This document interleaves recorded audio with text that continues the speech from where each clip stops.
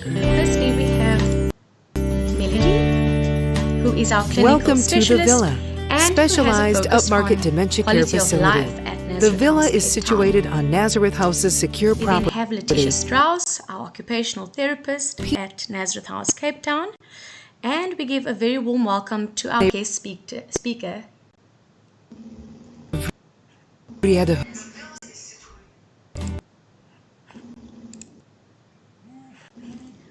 Looking Mountain is to provide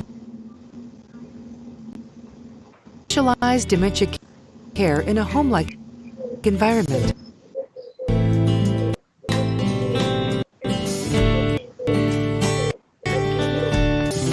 And to move your loved one into a care home. That our staff are welcoming and supportive. The goal is to make the residents feel safe and at home.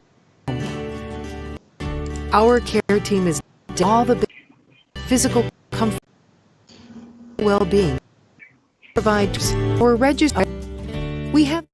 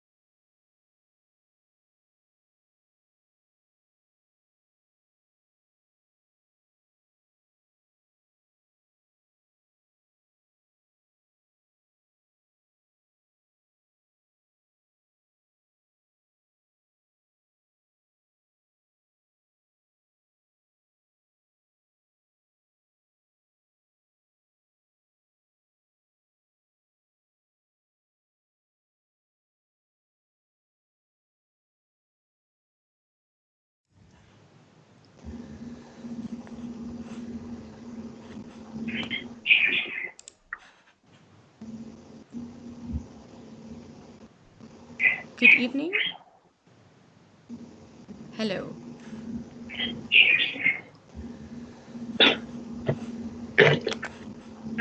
Hello and good evening. Hello. Hello and good evening. Good evening. Hello.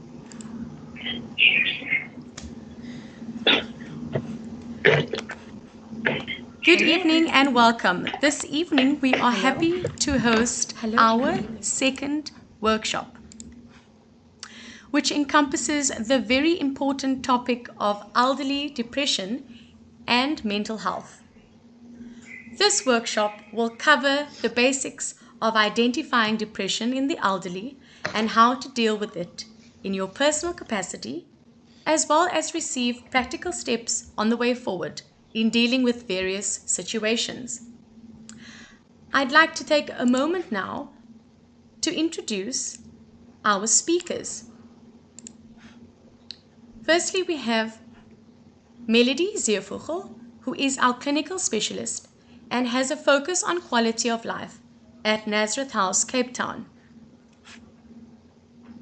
We have Letitia Strauss, our occupational therapist at Nazareth House, Cape Town, and we give a very warm welcome to our guest speaker, Dr. Lenny Naidu from the Department of Health. Dr. Lenny Naidu is currently the Senior Medical Officer at the City of Cape Town Health Directorate. He is responsible for clinical governance and oversight for all health programs and has almost 20 years' experience in the field of TB, drug-resistant TB, pediatric TB, HIV, child health, and mental health. We will now commence with a short clip about our facility, the Villa, at Nazareth House, Cape Town.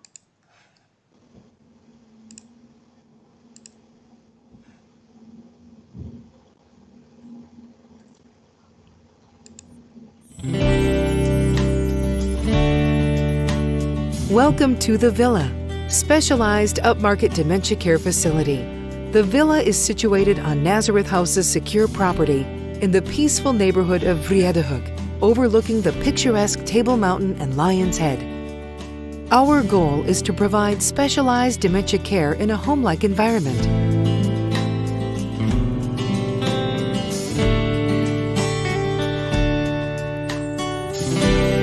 We understand it's a difficult decision to move your loved one into a care home. You can be assured that our staff are welcoming and supportive, and their goal is to make the residents feel safe and at home. Our care team is dedicated to assist with all the basic care needs, physical comfort, emotional well-being, and spiritual needs.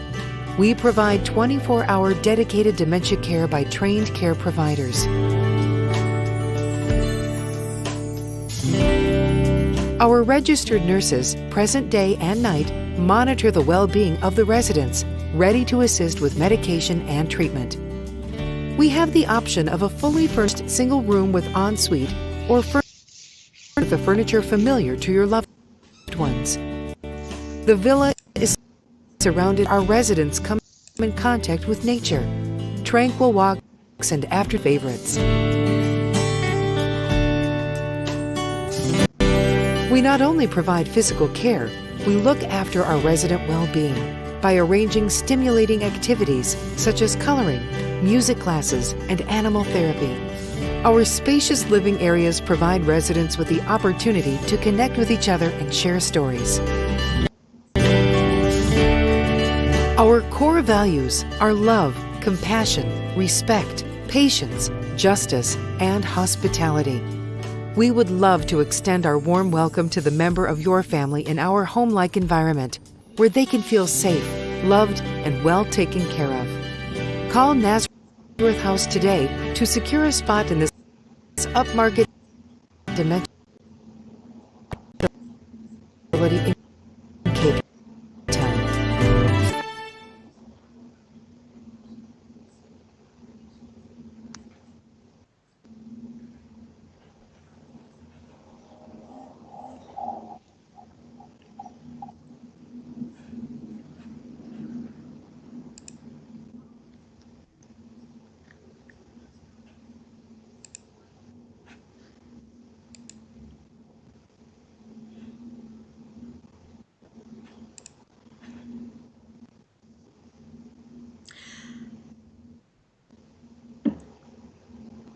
We will commence with the very first topic, how to recognize depression in the elderly.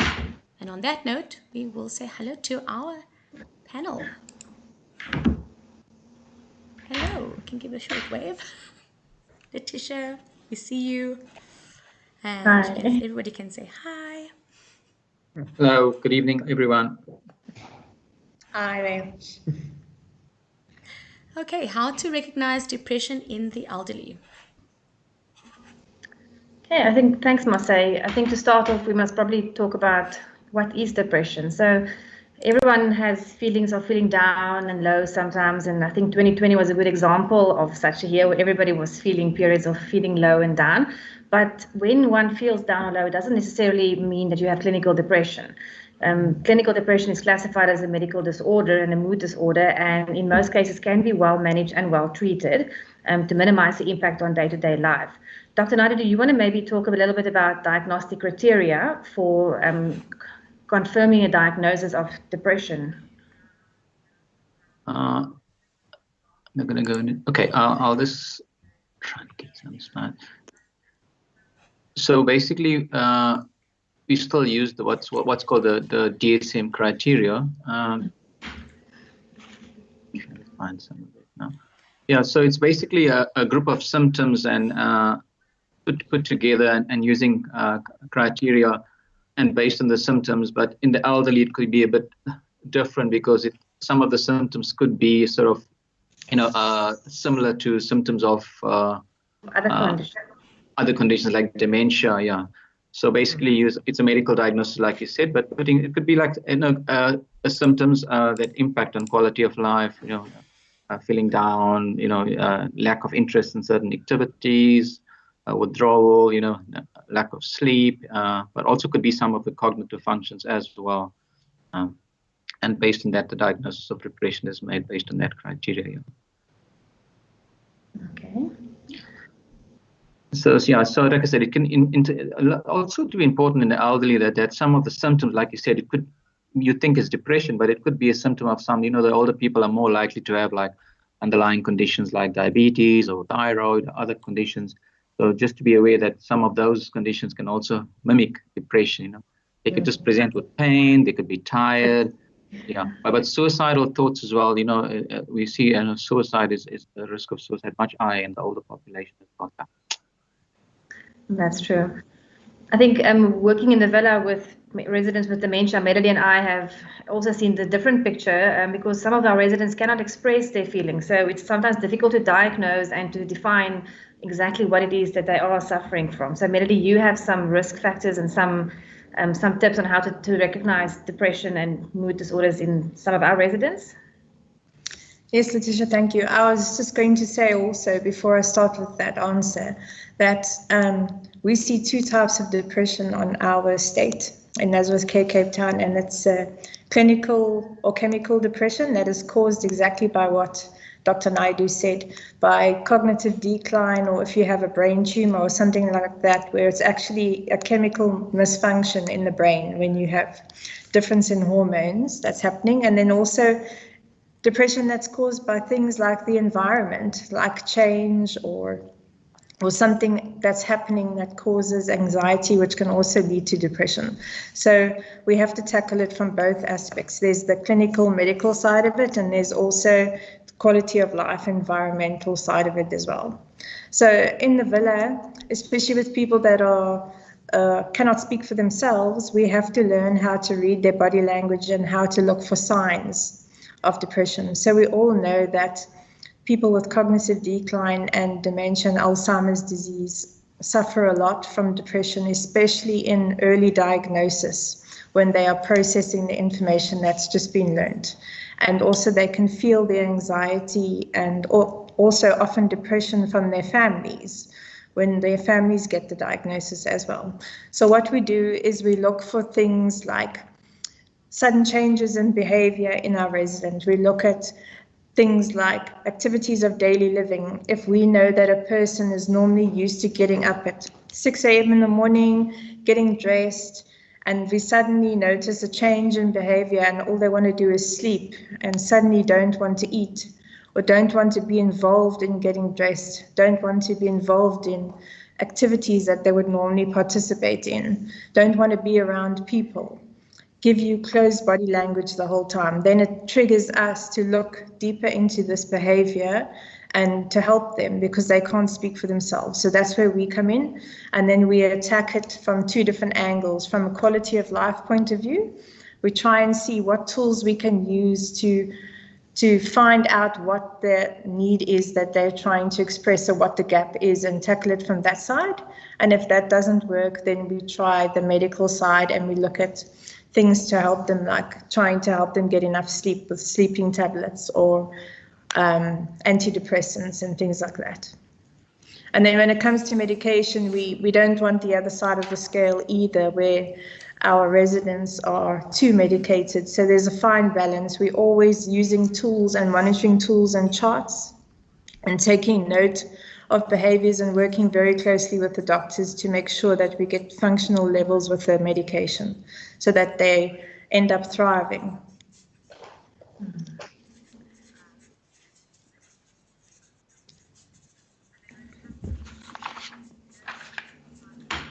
Maybe I can just add. Can I just add something there? So thanks for that, Elodie and Letitia. So also, yeah, like I said, I think your medical treatment shouldn't be your first option. So you would try everything else, you know, the entire biopsychosocial approach and looking at all the trigger factors. And also they'll be more sensitive. You don't want to have multiple medications. Some of the medication themselves that they take could be leading to symptoms of depression or anxiety and lack of sleep. So you want to avoid that. And if you do need, there'll be patients where you do need the medical treatment. Also, the general rule is basically start very low dose and increase slowly. And it may take a longer time than younger patients to respond to depression. It may take 3 months to see some effect, and they may need treatment for much longer as well. But your message is very clear. So you would try to avoid medication if you can, but if you do, just be very careful.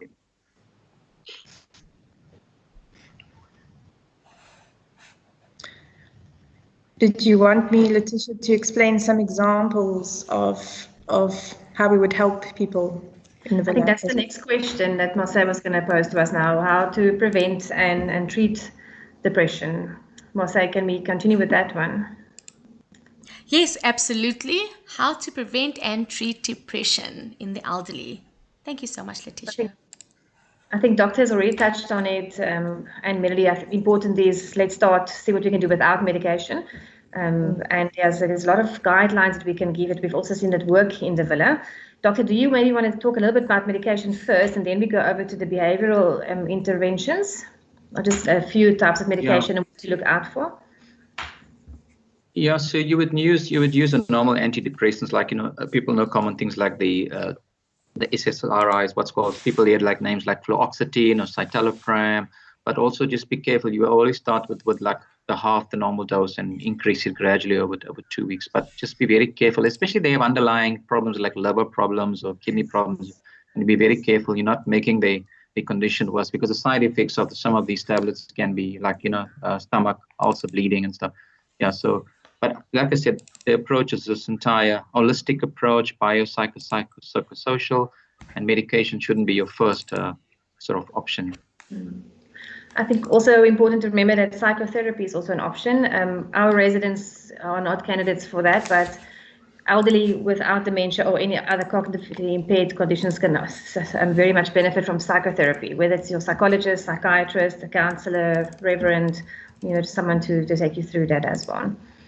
And I think important, Melody, if you and I can talk about a bit about what we do to try to prevent and treat depression, these two go hand in hand, is just looking at your day-to-day quality of life of the residents and see how we can improve that. So some things that we have started doing or have been doing for a while is, number one, to try to make the environment where they live in as pleasant as possible. So in the villa, we encourage personalization of the rooms, and you must make it your own. It's not a clinical kind of setup. It's a warm, homely kind of feel. Because if you're happy in your environment, it might help with your mood as well.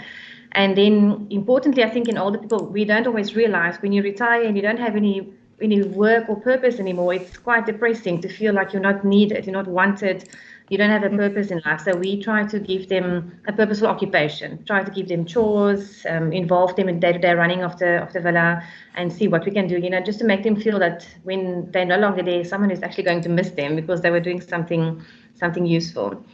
And then enjoyable activities and socialization is very important for every human being. And we see it now, especially with COVID, we had a lot of isolation. The residents were in their rooms most of the time, and that definitely aggravated their moods and the behavior. So we're trying to let them now again socialize and interact with others. And we have also started family visits, which was a great help. And like Melody mentioned earlier, it was good for the residents, but also for the family, because they were also starting to get depressed and missing their loved ones. Things we can also do is to teach them a new skill, whether it is a handicraft, or we've had some people during COVID become Skype experts who's never used a computer in their life before. So there's a few things you can do to teach someone. One is never too old to learn. And I think once you master a new art, it does make you feel a bit more important, a bit more better in your mood. Mel, do you want to carry on with some more things? I was just going to say, before I get to the dementia side, the normal elderly that gets sad and depressed, it's often also very important to just get in touch with them and have some meaningful conversation, to acknowledge that when they're sad, that they are sad, and not to just brush it off, to actually take time and sit and listen to them and ask them, get their input, try and find out what is wrong, what is the gap that you need to get filled. And sometimes, often it's a small thing that can just help them. We see it often in people that are admitted into a facility for the first time, and they feel a lot of the times guilty. They feel the burden of the cost of the facility that the families are dealing with, and depression can set in really quickly, especially in the orientation phase. So it's very important to try and get to know your resident as much as possible in the pre-admission phase into a facility, so you can identify the changes and try to help them in that way. Socialization is very important. This is not for dementia, but for any elderly person as well. And if you have a person that is not very forthcoming in conversation or taking part in activities, it doesn't mean that they can't be involved. So you get some people that just thrive in sitting in a room and watching other people take part, but at least there's noise and there's socialization and interaction in a different format than being left alone. Oftentimes in depressed people, never take it lightly when they say to you that they feel like killing themselves or they have suicidal thoughts. Never take it as attention seeking, but always try and get close to them and find out what's wrong, and then look for risks in the rooms like bed bell cords or TV aerials or curtains. Or it's always important to know the environment in your residence room, especially if one of them is acutely depressed and you know that it's a problem. Always try and move that person closer to you or closer to where the clinical help is, so you can keep an eye on them. It's very important.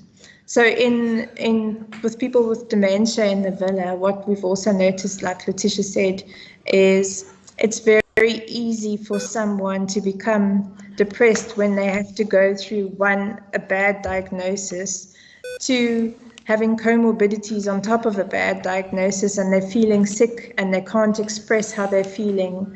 It's very easy to get very clinically depressed. And then also when it comes to things like just changing quality of life, because in the villa we have assisted living and palliative care and dementia care of various different stages under the umbrella of dementia care. So we have people at different levels of care. And it's very hard watching someone come into your unit functioning independently, and then you see the gradual decline where they go from solid food, for example, to not dentures that don't fit properly, and then they have to go onto soft food. And all those little changes decrease their self-esteem, and it leads to depression. And it's very important to try and take note of what they're going through so that we can attack it from a quality of life point of view and do things to help them, like make their plate of food seem attractive, help them with dental care and help them get dentures that fit properly, for example, so that they get that bit of independence and self-worth back.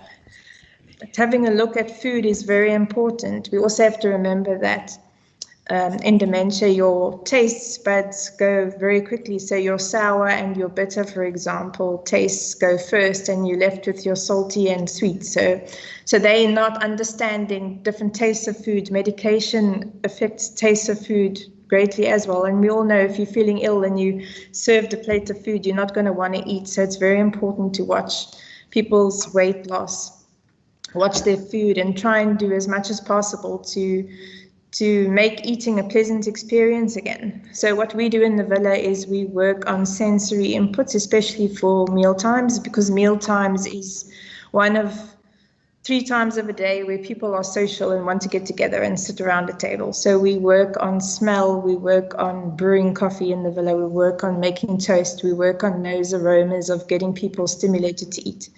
We have a look at tools that we offer. We do quality of life passports where we do in-depth studies in what people like eating and what they don't before they even come into the villa.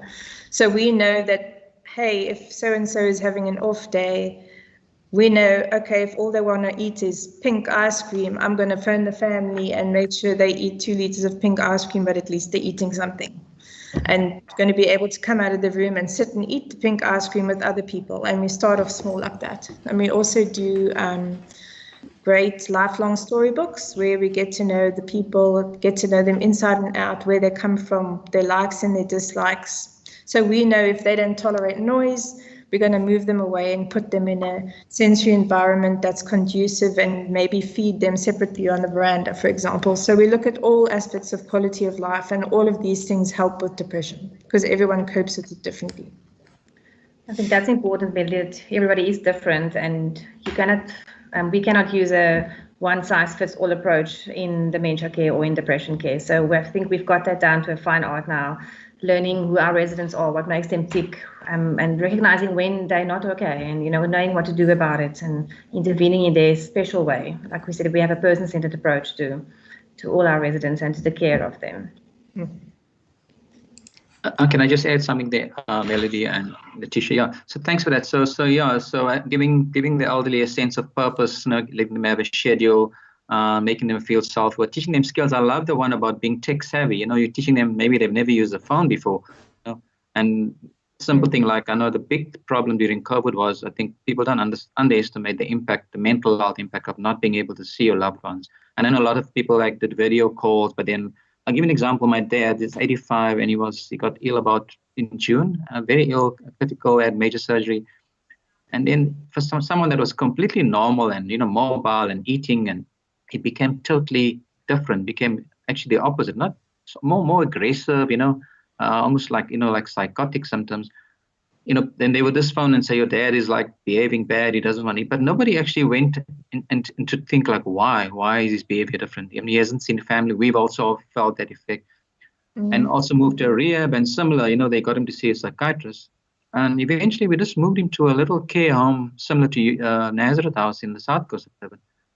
And simple things, simple place, making it familiar, just that care, that compassion, that love. And my dad is almost back to normal now, eating normally, just mobility. So this is a great example that people forget, just to listen, be kind, be caring, simple things. You don't need a lot. You don't need medication, actually. And that was a big gap. They did all the fancy medical treatment, but they forgot maybe this patient's actually got depression. Doctor, we just went through Mental Health Awareness Month in October, and I think that was also an important thing that came out. There's still a great stigma attached to mental health, and sometimes people are even afraid or ashamed to admit when they have a mental health problem. And we are really trying to break that cycle because, like you say, it could be the main problem, and then we scratch around everywhere else. We never get to the bottom of the problem, and then you can never get the right solution for it because you need to, admit and see it's okay to be not to be okay. I think that was a nice motto that came out. It's okay not to be okay, and people need to know it. Yeah, I think also because we're focusing on people in care homes, but the same principle applies to people with elderly parents at home. Same, you're looking out for the early warning signs exactly and following exactly, and then seeking help. Yeah. Also, we're busy with a campaign now for the entire city staff, but also for communities. Same, mental health awareness, decreasing stigma, raising awareness. But simple thing like asking a question, like you ask the person next to you, wherever you are now online, how are you? But asking it like you really mean it. So the campaign is going to be that, hello, how are you? And if the person's not well, you say you can actually speak to this person or phone that person. So it's a simple thing. So just looking out for each other. And what we used during the pandemic in our setting was the buddy system. So somebody checks on the other person, especially when you couldn't see each other. So it's simple things. That's true. Yeah. We also had a strategy in the pandemic we had a code word. So we would all know the code word. If you're not feeling okay, you would just WhatsApp or pick up the phone, and we had lasagna. If I'm not mistaken. So if I say to immediately lasagna, she knows I'm not okay. And the same with the other colleagues. So that was quite a nice technique. So you don't have to admit to anything. Everyone just knows you need a bit of TLC when I say lasagna. Or you need lasagna. Maybe you're just hungry. But yeah, I would probably say curry, mutton curry or lamb curry. Yeah, yes. sounds. Okay, should we move to the next topic? How to recognize anxiety in the elderly. Okay, so anxiety is a common feeling that most people feel, and it comes with that general feeling of worry and fear and uneasiness. Okay, so everyone feels anxious every now and then when it comes to like adolescents writing exams, or people taking further courses and you have to study, or deadlines, or problems at home, or problems with sick children. It's normal to feel anxious. But the anxiety we are going to speak about today is when you have absolute acute anxiety or chronic anxiety that carries on for longer than 6 months, and then you also start displaying physical or medical symptoms that goes with it, like tiring, easily irritable, decreased sleeping, changes in behavior, and that. And when it comes to people with dementia, for example, in the villa, they cannot express anxiety, but we look at behavior and we look at their body language and we try and help them that way, which we'll discuss just now. Whereas the normal elderly will be able to verbalize, or you can pick up cues and then you could sit down and talk to them and find out what is bothering them and try to help them that way. But we'll get into quality of life aspects and how we can help medically as well with anxiety. Doctor, you want to maybe say something about the DSM criteria?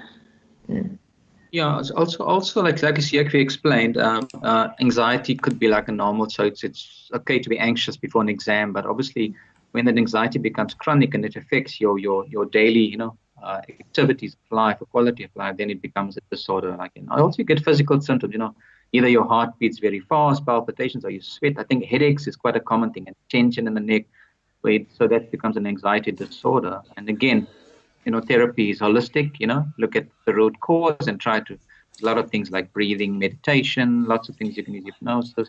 And when it gets, exercise is a fantastic way for depression and anxiety. But then there's also, if you get really bad, then there's medication also that you can use to relax you, but also for those acute anxiety attacks, you actually feel that you're going to die, a panic attack anxiety. You feel this overwhelming feeling, fear of death.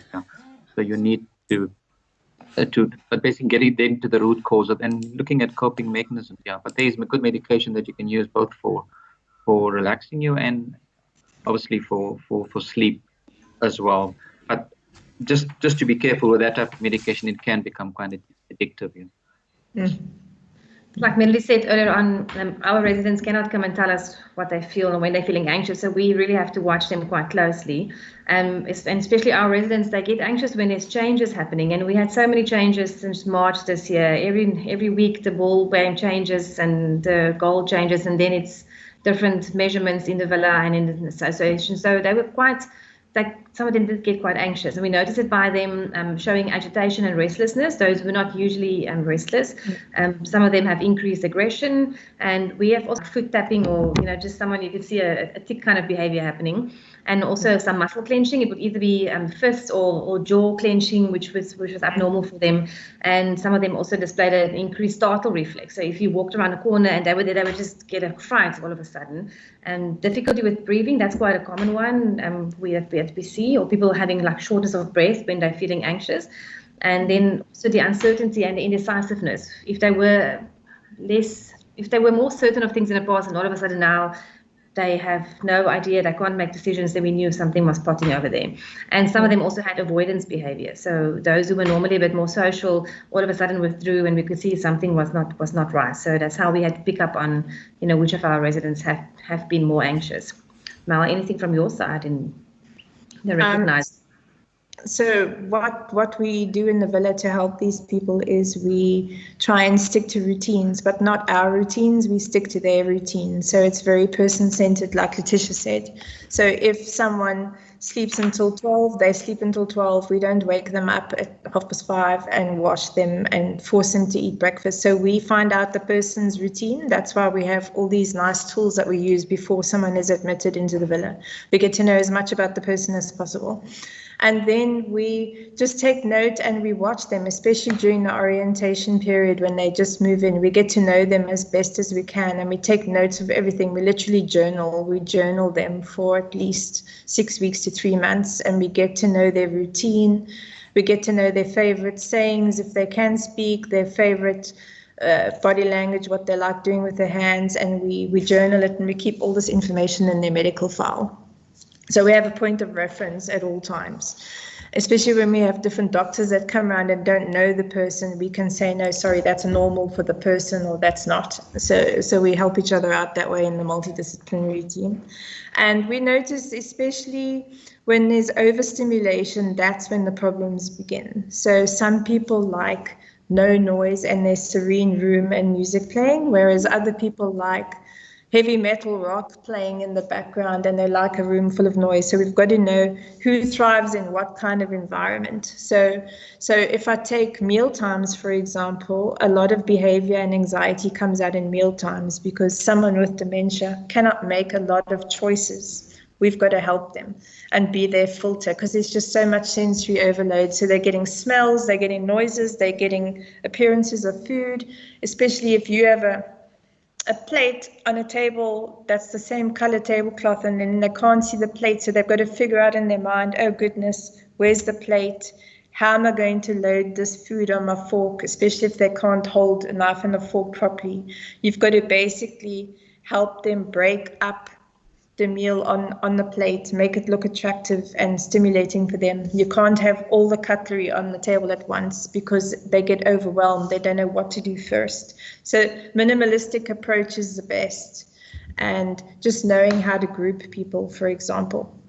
And then we also know that most of our people with dementia in the villa are on antacids because they have a lot of built up anxiety. So a lot of them are prone to heartburn and reflux the whole time. And a lot of our residents have ulcers just from prolonged untreated anxiety. So we want to avoid that at all costs. So we always look at things like, instead of big meals, breaking it up throughout the day, smaller snacks, yogurt, just as much fluids as possible, looking at things to help them channel their anxiety. So if they're sitting and tapping a foot, get up, and then the carers know, okay, it's time to go for a walk, just letting them vent that anxiety. And if they can't sit still and eat something, finger foods, wraps, or a toasted sandwich or something they can snack on, give them an apple and take them for a walk so that at least they get the nutrition in, but they can walk it off.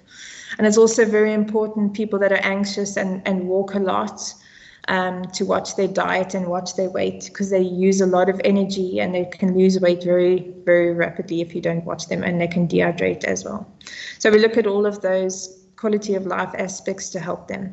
Also, another great thing is Letitia mentioned the environment that they're in. So we want their room to be as comfortable for them as possible.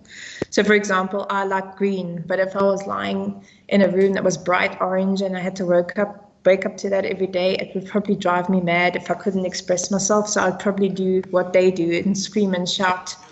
So you have to get to know what they like and make their environment conducive for them, because that's their rest place. If you think of your bedroom at home, when I get home, I want to go to a place where I can just relax and it's serene and it's calm and it's my own space. The same for them. They spend a lot of time in their room. You want it to be therapeutic for them, and that's the one place you don't want them to be anxious. Melody, you said something that I also wanted to say.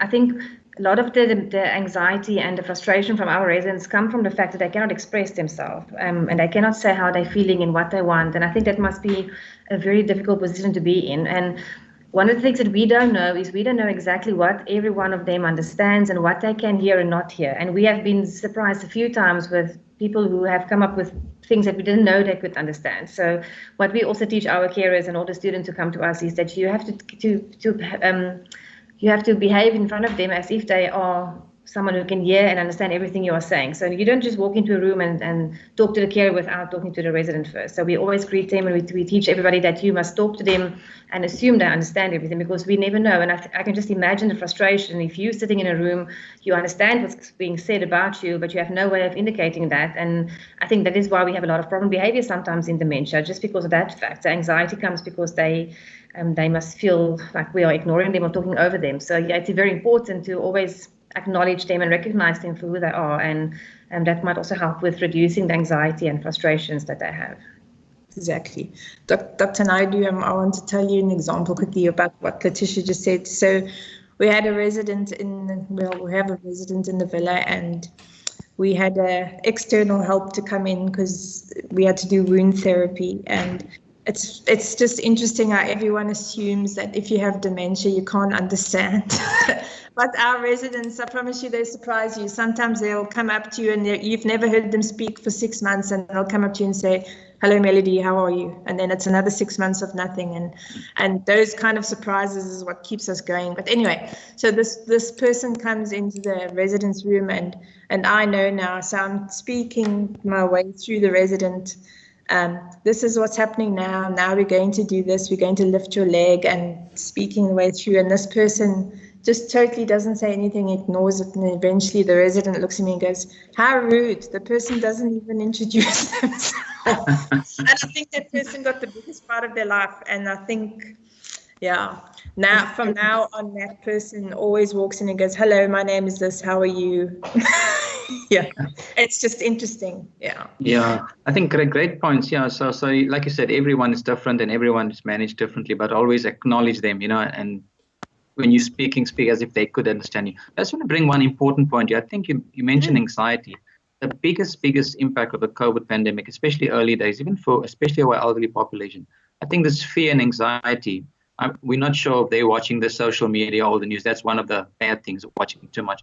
But imagine if you were 80 years old and you knew if I ended up in hospital, I have a 5 times higher chance of dying because of my age and because I have some underlying condition. And what if I end up on a ventilator? I'm not going to survive. And if I'm on the ventilator and ICU, I'm not going to be seeing family and I'm going to die alone. I think people underestimate that impact.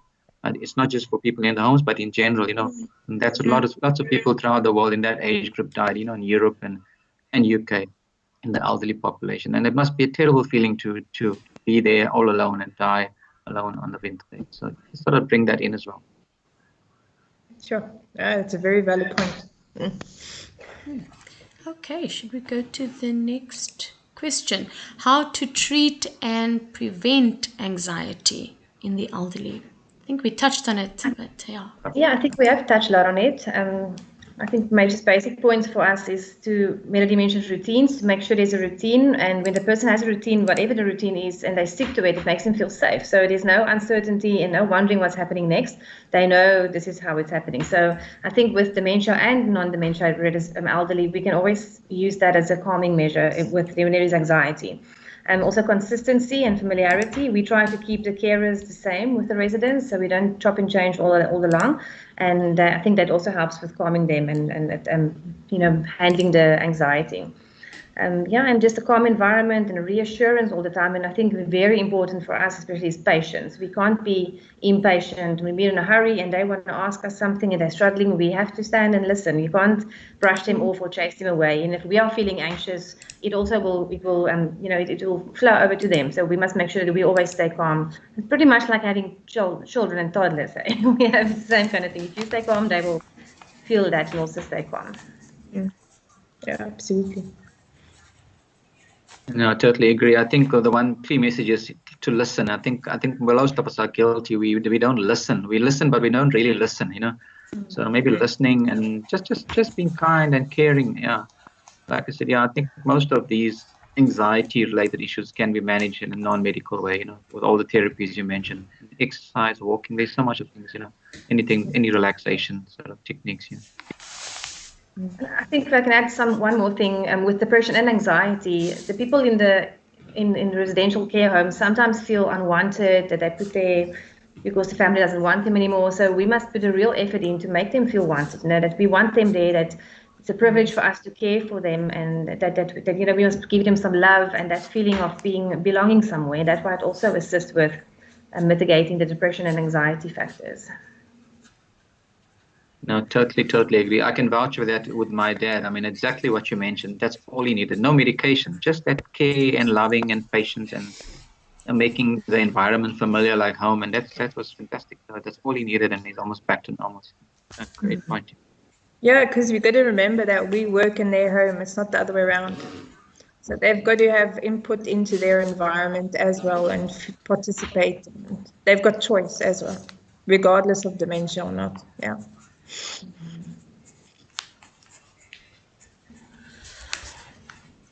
Okay, so we are going to go to a 2-minute break before we continue with the practical steps and with the workshop itself. And in the intermission, Sister Margaret will tell us about our 20K campaign.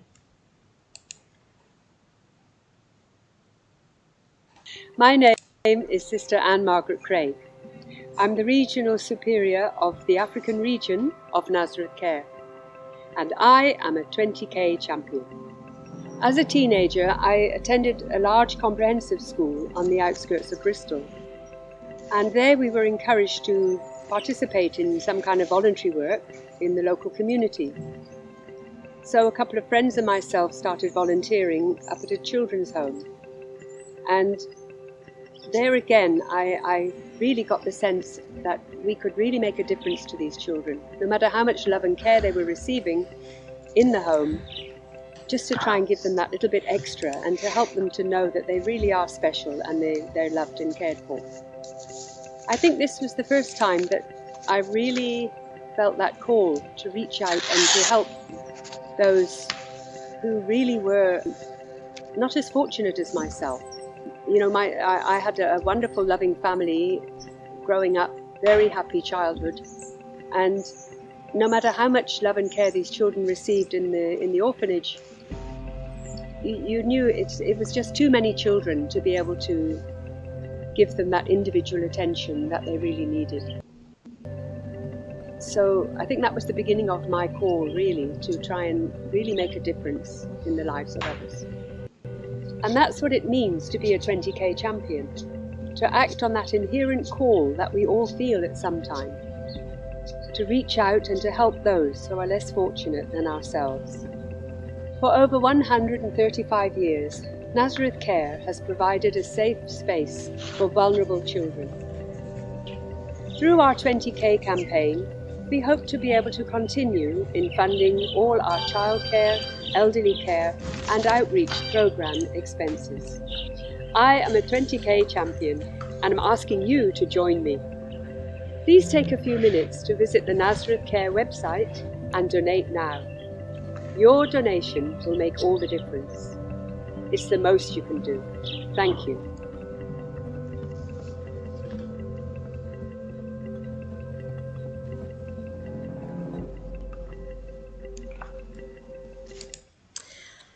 Okay, wonderful. So we are back and we are ready.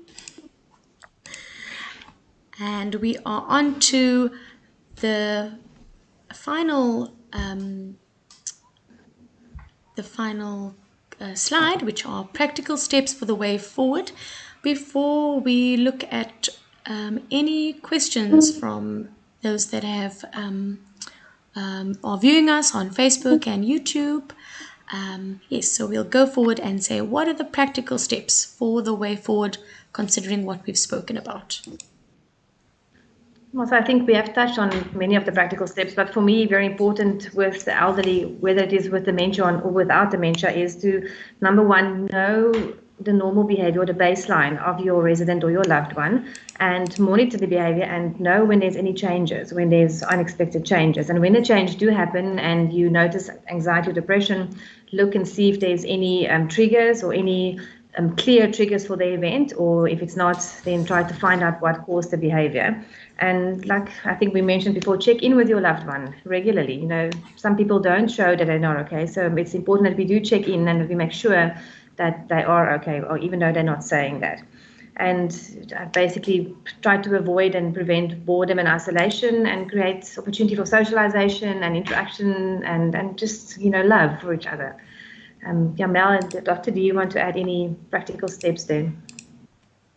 I think you've covered most of it. I think just to listen, to care, to be kind, to be available. But like I said, in this current environment where maybe when we don't see them, just to keep in contact, constantly and check in on them.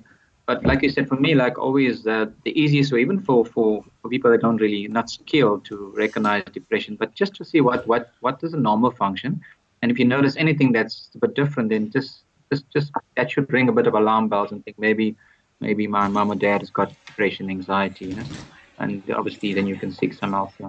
So yeah, just there's a message: listen, be caring, be kind.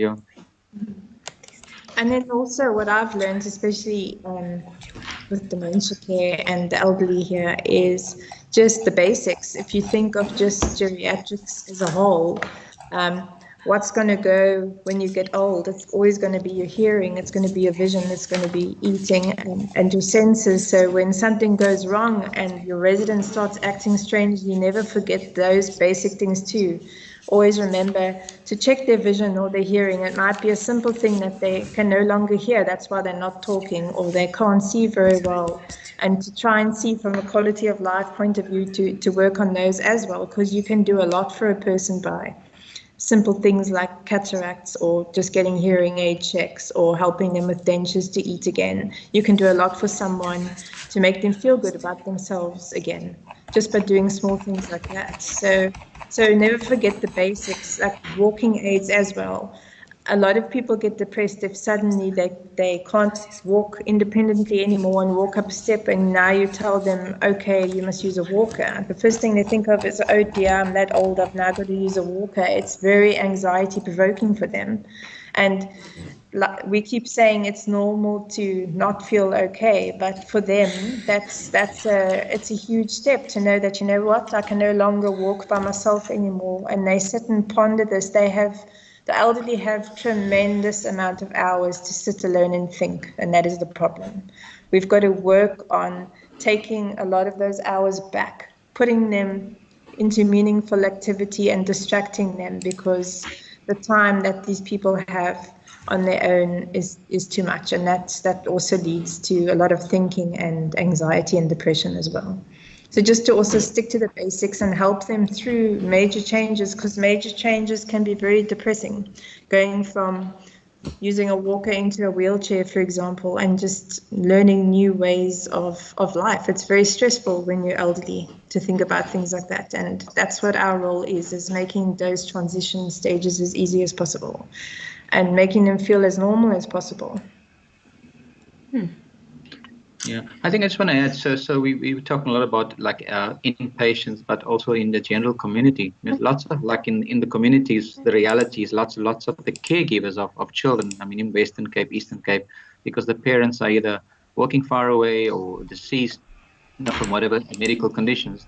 These elderly, grandparents are actually the caregivers, and that puts additional burden on them, and in terms of lifestyle, income, food, and their old age grant may be the only source of income. So there's an added stress and anxiety. So just to remember that point as well. Thank you for that. So we've had a few messages come in, and the first one being the following. What do I do if I suspect one of my family members are either depressed or suffering from anxiety? What would be my first, one could say, plan of action if I suspect this? Okay, so I think we've covered some of these already, but maybe just to summarize, if you have someone living with you and or in your family who you think has got this, I'll first look for, was there any event that could have triggered this, whether it was an illness, or was there a death or a loss, or anything that, new medication or anything that could trigger this anxiety. And then before you go seek medical help, it's important to take note of the behavior and maybe to journal the behavior for a while, so that you have a good idea of if there's a pattern, if there's a routine, and what exactly are the signs and symptoms. So note the signs and symptoms down. and then seek professional help. I would start with your GP, like Dr. Naidu, or if you want to go to psychologist or counselor or church otherwise, but it's good to go to the doctor with some information. It's no use just getting there and say, oh, I think my mom is depressed. So you need to come and say, I've noticed she normally likes this, and all of the last few days she's not doing this anymore, or I've noticed this funny tick or whatever. So any kind of new symptom or sign needs to be confirmed and, like I say, journaled, and then they can present to the doctor, and then you can help sit together and see if you can make a diagnosis and see if, what will the treatment plan be. Yeah, so I'm just going to add on this. Yeah, so it's good to see what like the baseline is, what's different, but just to be very, like we mentioned, any suicidal ideation or suicidal thoughts, take that very seriously. But seeking medical care, obviously we got medical aid GP, but lots of the clinics offer a mental health service. We got mental health nurses. With COVID, there's been an issue with people not attending the fair, but what we're doing now as well with the elderly, not just for mental health, we try and put them in a fast lane, fast queue. So just to be assessed, like the colleagues have mentioned, there's no medication that's causing it. There's not underlying conditions that may be, presenting as depression. And then to seek, there could be a psychologist there or counselor to help them. They just need a social worker. So there's lots of avenues. But mental health at primary health care is a bit of a gap that we're working on to try and integrate it into, all the other services. So we're really trying to step up because it's more focused on hospital care, not on care outside the hospital. So that's a bit of a gap, and the rest of the country also needs to really putting efforts into that. Yeah. Okay. There's been another question. What are if there are any natural alternatives if I don't believe in mainstream medication? Are there?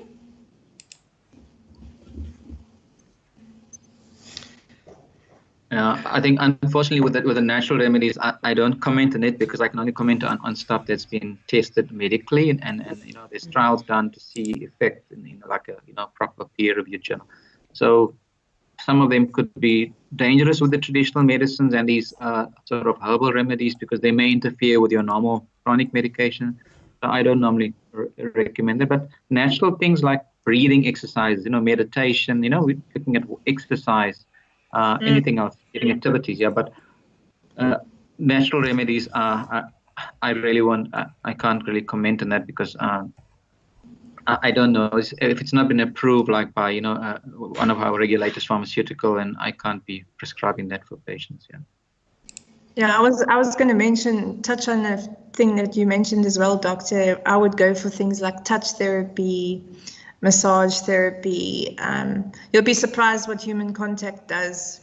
That's one thing we've realized during this COVID. It left a huge gap. So things like that, relaxation techniques like listening to music, controlling what people watch on television, just looking at the environment more as well, can also help make a big impact. And then finally, I guess the complete opposite would then be what are the best antidepressants and anti-anxiety medications for the elderly?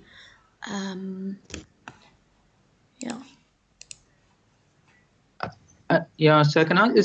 there's no like best. I think again that won't be the message is that won't be our first option. So medical or pharmacotherapy treatment wouldn't be. You try all the other.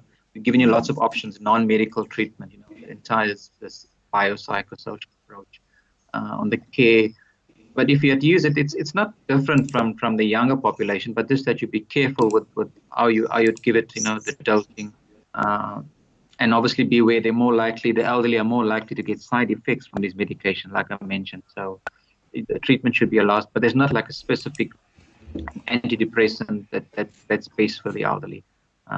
So you would just be careful, lower doses and go slowly, but they would take a longer time to respond compared to a younger person. They may take up to a few months to feel the effects, and they may need treatment like the depression for up to 3 years. But I would be very careful, just especially if they got underlying medical conditions and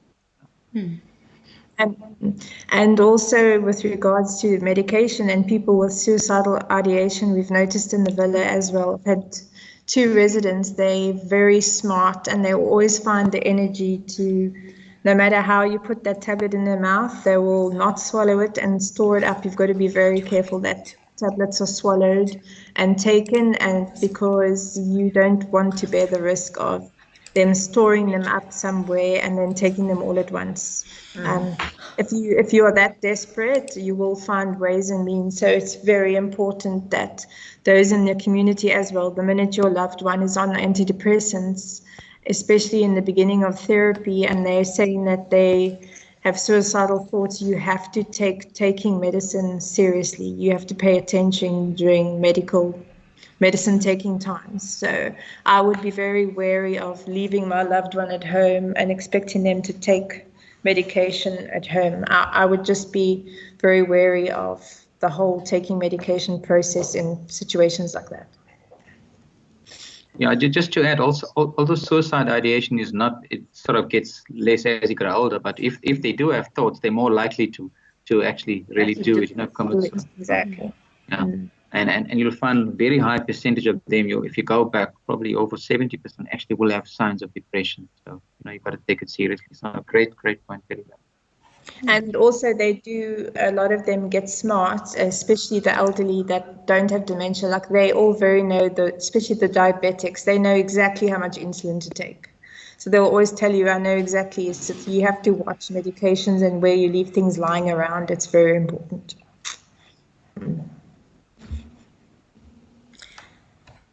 Okay, wonderful. And then just lastly, final words from Melody, from Letitia, from Dr. Lenny.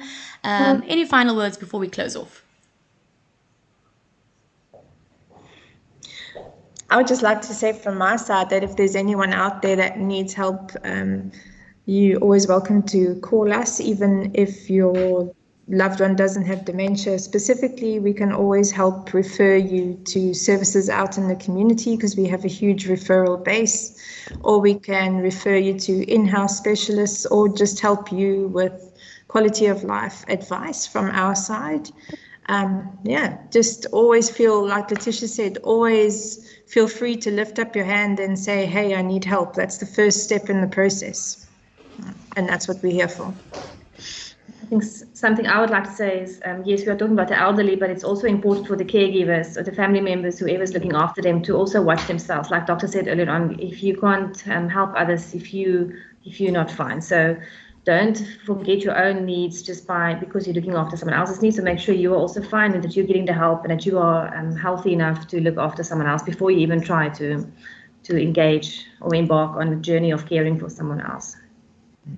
Yeah, you basically summarized what I was going to say. So so basically we're talking about elderly, but just I think it's been a difficult time for everyone. I mean, I think it's really okay not to be okay, because everyone's feeling this pandemic fatigue, but we're exhausted, we're tired, and imagine now you have to take care of an elderly person with these conditions. So take care of yourselves, and there's lots of resources in the community. We will maybe share that online as well, like South African Depression and Anxiety Group, there's Cape Mental Health, there's lots of work in Cape Town, in the communities as well, Lifeline. So there's lots of resources you can use. So reach out there, and you're not alone in this. But again, just the message for me is be kind, be caring, listen, be there for each other. Yeah, and just check on someone.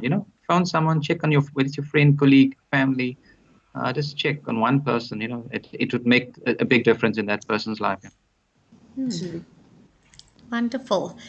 Thank you. Very practical steps and heartfelt words from everybody. So in closing, we'd just like to thank Dr. Lenny Naidu for participating in this amazing workshop. And we truly hope it was beneficial to all who was viewing today. And please watch, view, and like our Facebook page for further updates on our next online workshop, which we are hoping to hold on the 10th of December. Very exciting topic, focusing on a few legal fundamentals in elderly care. And then for more information on Nazareth Care Africa and the ways in which you are able to, as the general public, get involved with our organization, please visit our website at www.nazarethcare.co.za, or you're welcome to send us an email to connect@nazarethcare.co.za. I think very fitting, connect as in connect with each other, connect@nazarethcare.co.za. And we look forward to hearing from you all. Good night, everybody. Good night. Thank you. Good night.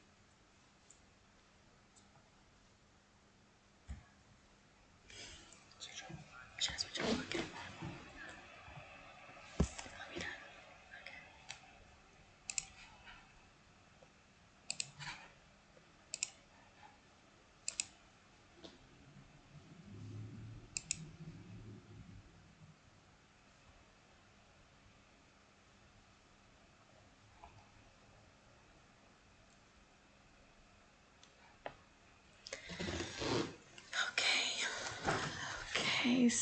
I'm so sorry that I didn't say goodbye on the Teams chat really to him. I know he's cool. He's okay, Yeah. Okay. Very stressful, very stressful. Really well done. You're Were you stressed? Oh my word. When I started I can't handle this anymore. You did amazingly. There's a little bit of a hiccup in the beginning, but you No, know. in the beginning I was a bit lost. I was like, But you didn't realize it. Nobody could see your face in the beginning, eh? You and Doctor thought, because I was running there on my phone next to me on silent, so I could see exactly what was on. So I knew nobody could see us. But I'm watching you and Doctor's faces. You know, like you're trying not to show too much, but meantime nobody could see you. but in the beginning when she said the same thing, she said it once. Yes, because you guys could hear me, but nobody else could hear me, and I was like, oh my word. I'm like, I said that entire speech like a few times. Like 2 or 4 times. But at least nobody heard it. I was like, hello and hello. I saw